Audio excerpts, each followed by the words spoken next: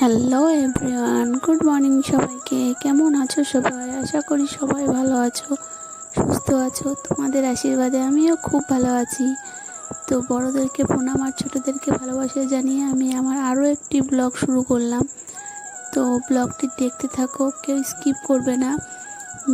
ভিডিওটি ভালো লাগলে like, comment, share and subscribe করতে একদম ভুলো না। তো দেখো, সকাল সকাল ঘুম থেকে উঠে পড়েছি। উঠে বিছনাগুলো গোছানো হয়ে গেছে।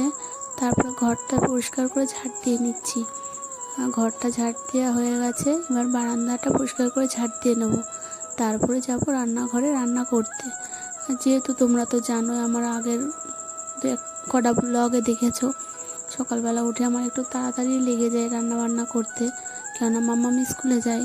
তো সেই জন্য সকালবেলা রান্না করতেই খুব কষ্ট হয়ে যায়, তাড়াহুড়ো করে রান্না করতে হয়। তো আর আমি না তাড়াহুড়ো করে কোনো কাজ করতে পারিনি। তবু এখনও মেয়ের জন্য কিছু মেয়ের জন্য তো করতে হবে, বলো, কিছু করার নেই।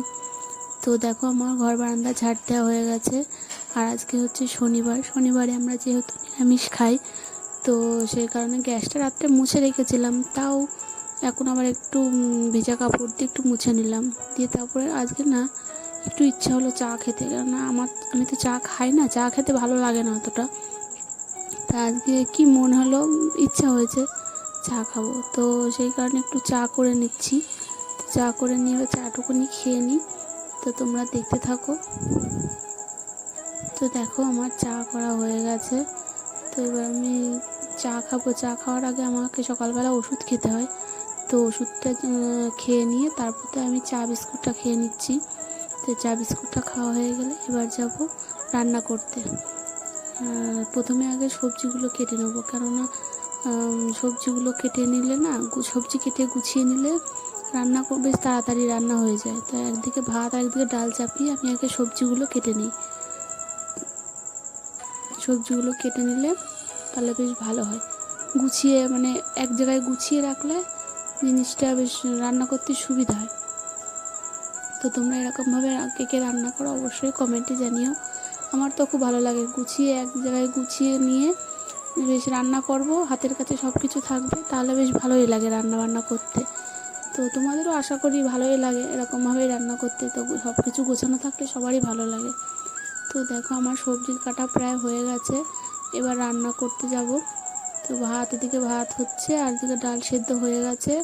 এদিকে একটু আদা জিরে বেটে নিচ্ছি মিক্সিতে, দিয়ে তারপরে তাই রান্না শুরু করে দেবো।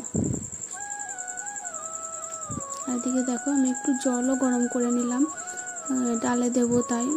ঠান্ডা জল দিই না আমি, ডালে গরম জলই দিই।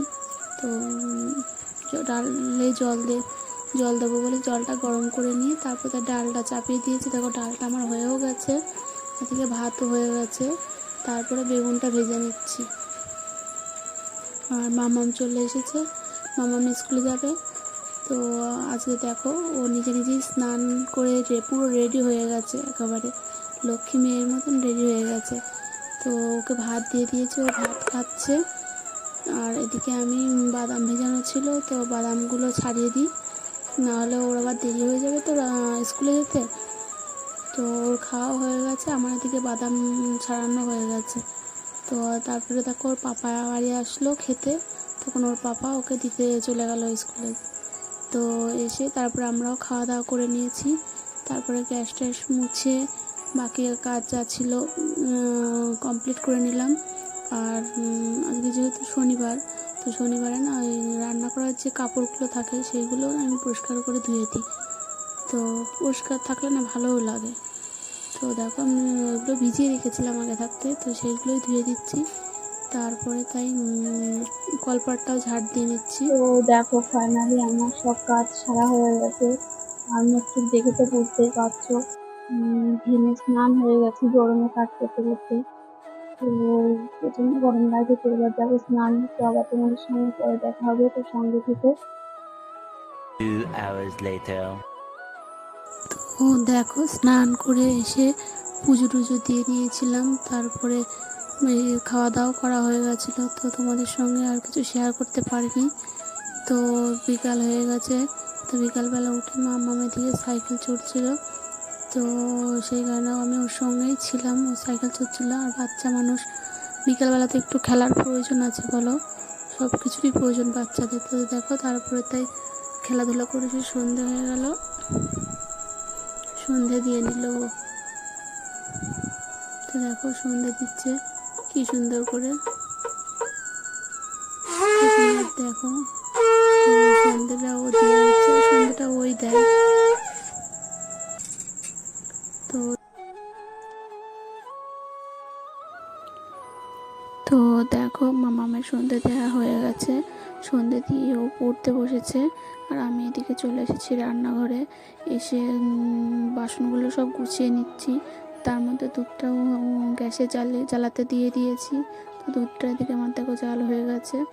এবার দুধটা ঠান্ডা করে নিয়ে তারপরে মামামকে কমপ্লেন দিয়ে গুলে দেবো। ও দুধটা খেয়ে নিয়ে ও পড়বে, আর আমি ওর পাশে বসে থাকবো, কেননা ওর কাছে না বসে না থাকলে ও পড়তে চায় না। তো ওর পড়া হয়ে গেলে তারপরে আমি রাত্রের খাবার করব।